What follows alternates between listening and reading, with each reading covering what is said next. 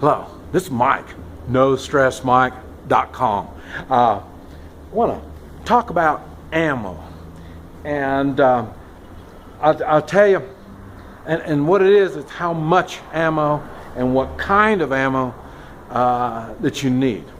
I'll tell you, ammunition is very important, very important.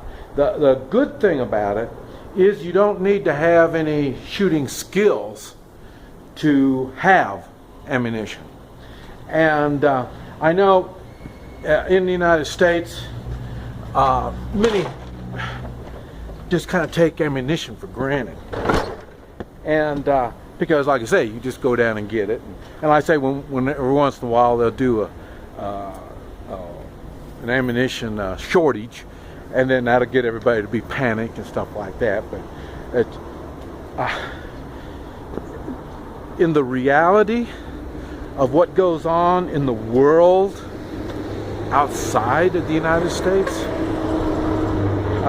there is an ammunition shortage everywhere, all the time. Most countries, probably most countries in the world, the possession of ammunition is illegal. So that makes it even more of a shortage. And the police in many countries and military are limited on the ammunition they can even have. Up there for a while, I went with a Guatemalan policeman, and she had 40 bullets is what she had for her 9mm, and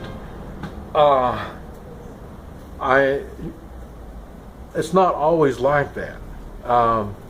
A lot of times they sell their ammunition. So, and some of them, some places, they have to furnish their own ammunition, and that's because of, like I say, people sell it, and so and I'm not quite sure. I haven't got all this right.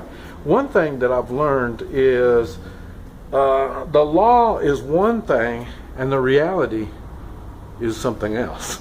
So I know some police and military don't have much ammunition, and some don't have any ammunition. They don't trust their own police and military. So sometimes guards, the military guards, won't have ammunition because they don't trust their military. So that's why I don't really like the semi-automatics. I've been traveling down here since the 70s and 1970s, yeah. And at that time, it was easy to know when to be scared and when not to be, because at that time,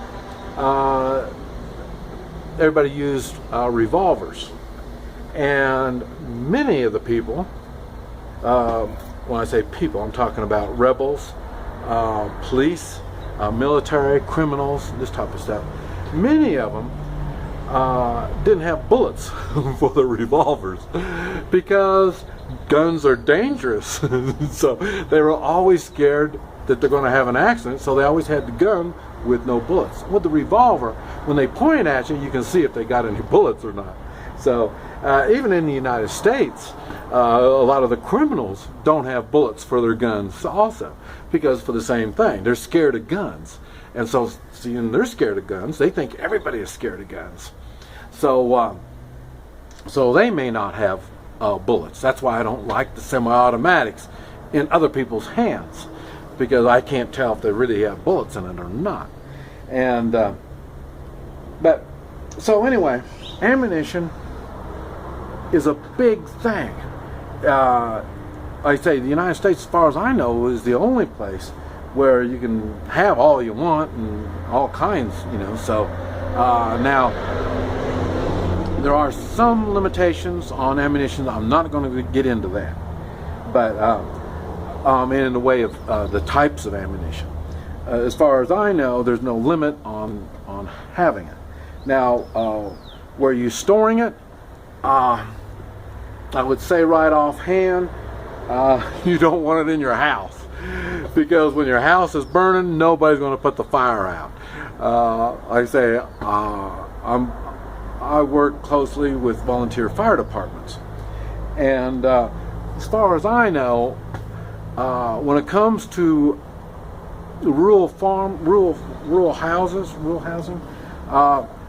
one thing is they try to control the burn. They don't want the burn to go out all over when your house is burning.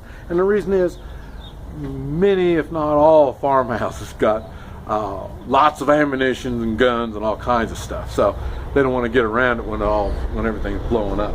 That's the same thing in ammo dumps. I remember in Vietnam, whenever our ammo dump was hit, I mean, it was a big fireworks. And I say, there's people been killed by just being around that stuff. And so I wouldn't put your ammo like that. And another thing, you wouldn't want to put it all together in one spot. Same thing like an ammo dump. When you lose it, you lost everything. So you have it spaced out. Personally, I wouldn't bury it. It has to be dry, kept dry, and temperature in the medium temperature. You know, room temperature is the best. The closer to the room is better. Okay, now, how much and what kind? I tell everybody in general, what it is, one case of ammunition for each primary weapon you have. And when I say primary weapon, what is your primary weapon? That primary weapon is your go-to weapon. And so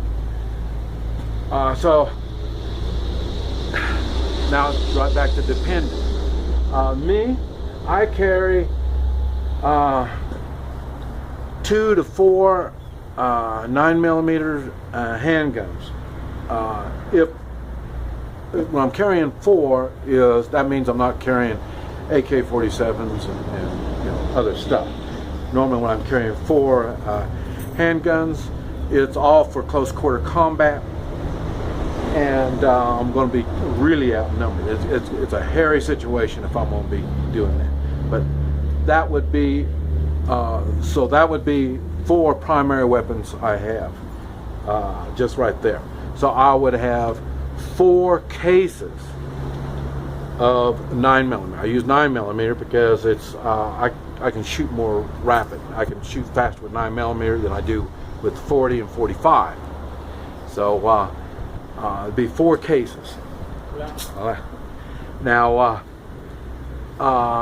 that's what I have in storage, just for those 4 weapons. Now I will have extra to practice and play with. Now the reason why on all of this, well, let me get back to that. I'll get back to that. Another thing would be AK-47s. I have a couple of small AK-47s. I have a couple large AK-47, full-size AK-47s that I use for primary. I have more than that, but those are my primary weapons. Those are my go-get when I grab a hold of those. So that's 4 cases of 7.62 by 39, and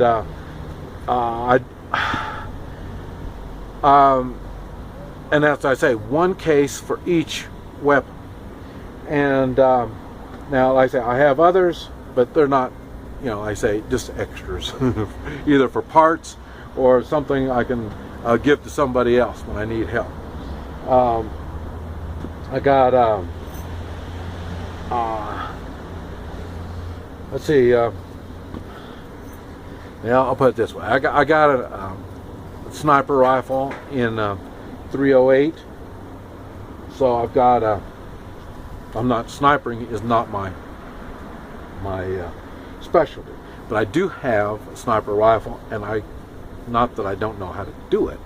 It's not one of my specialties. So I do have a case of 308, and I have extras so I can play with it, practice this type of stuff. I've got a 50 caliber. Now that is kind of an exception because it's the same thing. It's not. It would be considered a primary weapon, except for a case of 50 caliber is very expensive. I wouldn't even know where to store it. I couldn't handle it. It would be smaller cans. You've seen the cans, 50 caliber cans. So those are easier to handle and stuff like that. But it's not a primary weapon like I would use the other primary weapons. The other primary weapons are put out a lot of firepower. The 50 caliber is a primary without using a lot of firepower. Now I say if I had a 50 caliber machine gun, was it A1 or something like that? I don't know what they are, but now that'd be another story. But like I say, mine's a sniper rifle, so it'd be the same thing. You're limited, and so that'd be on that. And it'll be the same thing with that type of thinking would be for a revolver. Now, if you have, and one of the best things I talk about it, the Smith & Wesson hammerless 38 revolver. That's something everybody should have because it's something you can shoot out of your coat pocket or out of a purse. You don't need to bring it out and show people. That's just to keep the boogeyman out of your space. That's to let you just walk right on through. You don't want no problems. That's what that is for. And for that particular weapon, you really need about maybe 200 or 300. They come 50 in a box, but you need about 200 or 300 rounds. That would be in, and that'd be starting to get a little sticky. It'd be hollow point plus P's and just some regular 38s. And so you need, that's what you need stored, 200 or 300 rounds. And I said, once you have the ammunition on all this stuff, then you can go on and buy extra to play and have fun with. Another revolver would be good is the 357 revolver. That's one of the best one-shot kill handguns there are. And but it's the same thing. They're not for firepower. You don't put them out for firepower. That'd be more for, I don't know, home defense. Nowadays we've kind of outgrown the 357 revolver, but it's good for home defense. Not my kind of home. Everybody talks about, when they hear me talk about home defense, they always think, man, you're getting crazy. Okay, well, remember, my home defense is from SWAT teams. Most people's home defense is from a burglar, one or two guys entering your home. That's what most people's home defense is. My home defense is, like I say, at the minimum, one SWAT team. So I look at things a whole lot different when it comes to home defense. And okay, there's shotgun. Shotgun, you need, I say, it wouldn't hurt to have a case of double-aught buckshot, and that'd be for your combat loads. I don't know about cases of slugs. Probably, I know boxes. They normally come 5-shot boxes. So I probably need maybe 5 or 10 boxes of slugs. And talking about that, when you load your shotgun, especially pump shotgun, the first one that you put in is a slug. And the reason is, and the rest will be either buckshot or really, that's really what it is. I'm talking about self-defense shooting. So, but people use all kinds of stuff. You might use some 7.5 shot for squirrels or rabbits, something like that. But other than that, I wouldn't worry about it. But you put that one slug in first, and that's because when in the heat of combat, as you're shooting, when you get to the slug, you're going to notice that slug is going to kick harder and it's going to bang louder, and that will tell you that's at your last shot. So that's why you put it in, the first one in, and that'll be the last one that's going off. That's why you're doing that. Okay, now what kinds of ammunition? I've already talked about. I use 9mm, 7.62 x 39, 308, 50 caliber, 38. But the thing is, you need others. You need the 45, 40. You need every kind of ammunition you can get, not necessarily by the case. By the box will be plenty, and then accumulate more boxes. So if there's a shortage of one kind of ammunition, you can pick up another kind. And the reason is, these are for trade. They do have value. If kept properly, they don't have a shelf life. So you know, food is nice and stuff like that for bartering and stuff like that, but it has a shelf life. You have to care for it. Even guns, you have to care for them. You have to clean them and take care of them. So ammunition makes a good thing to trade with. And even 50 caliber, some 50 caliber rounds, you know, get a few of those. And like I say, it's worth bartering just give them one bullet, because somebody that's using a 50 caliber in the way of a sniper rifle, one shell is important. So even if you only have, you know, 10 or 20 50 caliber bullets, that's something. That is something that you've got to offer and trade with. So so all kinds of ammunition would be good. There's rifle stuff in the way of hunting rifles. I know most people aren't into that, but where I come from, everybody's got a ton of hunting rifles, all different calibers. And so it wouldn't hurt to have a box of this, a box of that, and a box of that. These are all things that are going to be valuable. Snipers, counter snipers will be using deer rifles. So the ammunition will be valuable on that. And when you go to use barter, you don't always have to give them a box of bullets. I think there's like 20 rounds in a box. Some only have 10 rounds. So, but you won't have to give them the whole box. You know, you can just give them a bullet at a time. Believe me, ammunition is a valuable asset. This is Mike, NoStressMike.com.